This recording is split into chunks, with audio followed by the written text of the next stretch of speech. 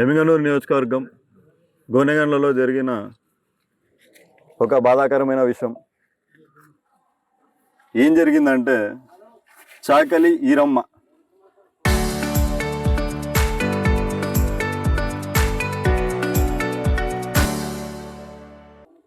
ఆయమ్మకు ఒక 75 సెంట్లు వాళ్ళ తాతగారి దగ్గర నుంచి వచ్చిన ఆస్తి. ఆ 75 సెంట్లో వాళ్ళు 1961 నుంచి అనుబంధంలో ఉన్న తర్వాత ఈరోజు ఈ ప్రభుత్వం వచ్చిన తర్వాత రీసర్వే చేసిన తర్వాత 26 సెంట్లు వేరే వాళ్ళ పెరిగిపోయింది.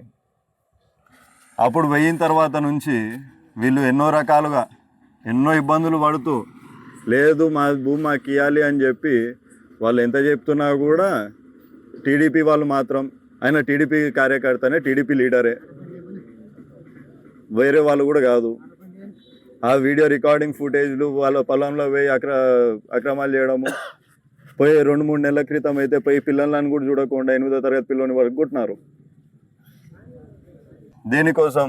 26 సెంట్ల కోసం. రోడ్డు పెట్టు, మంచి డబ్బులు సంపాదించుకోవచ్చు, ఉద్దరికి వచ్చింది. రీసర్వేలో మాట్లాడుకొని సర్వేయర్, విఆర్, ఎంఆర్ఓ, దీనిలో ఇంకా ఎవరెవరు భాగస్వాములు ఉన్నారో అందరూ కూడా కలిసి వీళ్ళ ఆస్తి తినాలని చెప్పి చూసినారు. దానికి పోలీస్ స్టేషన్ పోతే సిఐ గారు ఆపండి, ఎవరు చేసుకోవద్దని మాట చెప్పినారంట. మీరు ఎవరు ఎంటర్ కావద్దండి, హోల్డ్లో పెట్టండి అన్న మాట చెప్తే రాత్రి పోయి టీడీపీ నాయకులు టిల్లర్ కొట్టినారు. టిల్లర్ కొట్టిన తర్వాత పాపం అవ్వ పోయింది చేనులోకి పోయి, ఏమప్ప మా భూముల్లో మళ్ళీ ఎందుకు వస్తున్నారు, పోలీస్ వాళ్ళు కూడా చెప్పినారు కదా ఆగమని చెప్పండి అని. దీనికంటే ముందు ఇంకొక విషయం ఏంటంటే, కోర్టు వరకు పోయిన తర్వాత కూడా కోర్టు కూడా వీళ్ళకి ఫేవర్గానే ఇచ్చింది. కోర్టు కూడా జడ్జిమెంట్. ఇంత అయిన తర్వాత వాళ్ళు పోయి మాట్లాడుతూ ఉంటే, నేను సస్తే సస్తాను కానీ అవ్వన్న మాట ఇది, సస్తే సస్తాను కానీ నేను నా భూమి ఇయ్యను అని చెప్పి మాట్లాడితే రంగస్వామి అంట, గోనెగండ్ల మండలం, గోనెగండ్ల టౌన్ అయిప మందు, అక్కడ ఆయన బైక్లో ఉన్న మందు తీసుకొని ఆయన ముందు జల్లి తాగి సావండి అని మాట్లాడినాడంట. ఈ మాట మాట్లాడిన తర్వాత పాపం ముసలావిడ ఆ బాధను తట్టుకోలేక న్యాయం జరుగుతుందో జరగదో అని ఒక బాధతో విఆర్ఓ దగ్గర పోయినా, ఎంఆర్ఓ దగ్గర పోయినా, మీరు 1000 ఏళ్ళు ఉన్నా కూడా నాకు సంబంధం లేదు అన్నమాట మాట్లాడినందుకు పాపం ఏం చేయాలో తెలియక మందు తాగి చనిపోయినారు. ఈరోజు ఇంత అక్రమం ఎందుకు చేయాలా? ఇది ఇట్లా మందు తాగిన తర్వాత హాస్పిటల్కి తరలిస్తున్న టైంలో రామాంజనేయులు అంట ఆయన పేరు, ఆయన రోజుకొకరు సావండి అన్న మాట మాట్లాడినాడంట. ఈ వ్యవస్థలోనే ఉండేది, ఇలాంటి లీడర్లా ఉండేది మన నియోజకవర్గానికి, ఇలాంటి వాళ్ళ మనల్ని ఏళ్తూ ఉండేది, ఇలాంటి వాళ్ళ మనల్ని మంచి చూసుకుంటా అన్నమాట మాట్లాడుతూ ఉండేది. ధర్నా చేసిన తర్వాత ధర్నాలో వచ్చి అక్కడ వచ్చిన మేడం వచ్చి చెప్పిందంట, ఇది ల్యాండ్ హోల్డ్లో పెట్టినామంటే, అంటే ప్రాణం పోయేంత వరకు ఈ విషయం గురించి పట్టించుకున్న నాదుడు లేదు. ఎందుకు చాకలోళ్ళు అని చెప్పా, వీళ్ళు కొంచెము మెల్లగా ఉంటారు, తగ్గుంటారు అని చెప్పా. ఇప్పుడు నేను కొనుక్కున్నాను మాట మాట్లాడతాడంట. అగ్రిమెంట్ పత్రాలు లేవు, ఆయన దగ్గర డాక్యుమెంట్స్ లేవు, ఏం లేకోకుండా కొనుక్కున్నాం అంతే. డాక్యుమెంట్స్ అంటే మీకు చూపించే అవసరం నాకు లేదు, పేరు మీద నడుస్తుంది. దీనికి మార్గదర్శి ఇంకొక ఆయన, ఐరన్ బండ చాంద్ బాషా అని కూడా ఒక ఆయన ఉన్నాడు దీంట్లో, ఆయన ఇదే.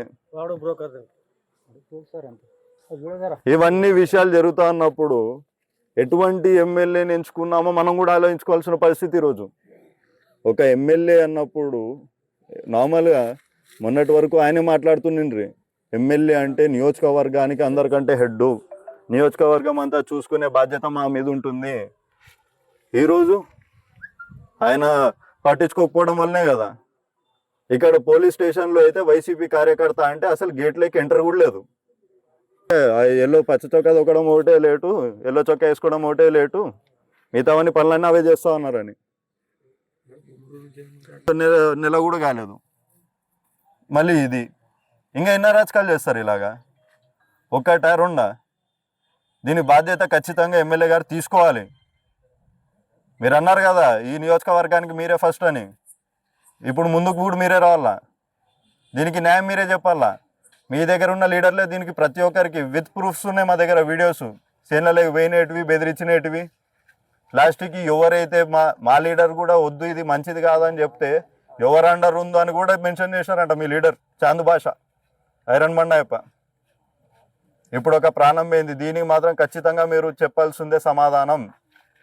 ఇక్కడ సమాధానం చెప్పకపోతే పరిస్థితులు బాగుండవు. రైతుల పట్ల ఎందుకంత మీకు కోపం? వాళ్ళకు వచ్చేలాగా చేయాలి, ఎక్స్గ్రేషియా కూడా గవర్నమెంట్ సపోర్ట్ చేయాలి వాళ్ళ ఫ్యామిలీకి. వాళ్ళ పెద్ద లీడర్ అలాగే, చిన్న లీడర్ ఇలాగే. వాళ్ళ ఆస్తులు 60 ఏళ్ళ నుంచి వాళ్ళు ఉంటున్న దాంట్లో పోయి నా ఆస్తి అని చెప్పి దూరడం ఏంటిది? ఖచ్చితంగా దీని మీద పైన వరకు వెళ్ళాలి రిపోర్ట్. FIRలో కూడా ప్రతి ఒక్కరు దీంట్లో భాగస్వాములైన ప్రతి ఒక్కరు ఆ ప్రాణం పోవడానికి ఎవరెవరైతే కారకులు ఉన్నారో ప్రతి ఒక్కరి పేరు ఎత్తకపోతే నియోజకవర్గం అంతా మేమందరం కూడా ధర్నా కూర్చుంటాం, పోలీస్ స్టేషన్ ముందు కూర్చుంటాం, MR ఆఫీస్ ముందు కూర్చుంటాం, కలెక్టర్ దగ్గర కూడా పోయి కూర్చుంటాం. వీళ్ళకి న్యాయం మాత్రం ఖచ్చితంగా జరగాలని కూడా చెప్తా ఉన్నా.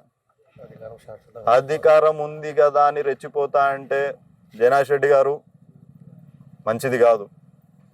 మీరు తవ్వుకున్న గోతులో ఏదో రోజు మీరు కూడా పడతారు.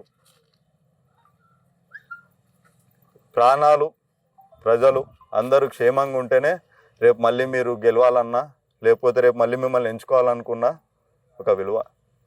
ఆ విలువని కాపాడుకుంటూ ఎమ్మెల్యే అనే పదవికి మర్యాద ఇస్తూ వీళ్ళకి గవర్నమెంట్ సైడ్ నుంచి రావాల్సిన ఎక్స్గ్రేషియా, ఈ ల్యాండ్ దగ్గర మీ వాళ్ళు ఎవరైతే దూరుతా ఉన్నారో వాళ్ళందరూ రేపటి నుంచి ఆ ల్యాండ్ లేక్ కూడా ఆ 26 సెంట్ల లేకి కాలు పెడితే మొత్తం ఎమ్మిగనూరు నియోజకవర్గం వైఎస్ఆర్సీపీ కార్యకర్తలు అందరూ 26 సెంట్లో కూర్చుంటారు. అయినా కాటికైతే అది చూసుకుందాం అంటే చూసుకుందాం.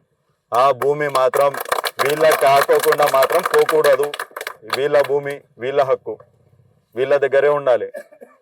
అక్కడ అడుగు పెడితే మళ్ళీ రామాంజనేయులు, రంగస్వామి, ఐరన్ బండ, చాంద్ భాష ఇంకా మీరు కూడా వస్తారంటే మీరు కూడా రావచ్చు, నేనేం బాగా కాదని చెప్పడం లేదు. ఎవరన్నా కానీ ఆ ఏరియాలోకి వస్తే ఆ 26 సెంట్లో మళ్ళీ మీరు టీడీపీ వాళ్ళు కన్నేస్తే ఖచ్చితంగా ఎమ్మిగనూరు నియోజకవర్గంలో ఉన్న వైఎస్ఆర్సీపీ కార్యకర్తలు అందరూ ఆ సీన్లో ఉంటారు.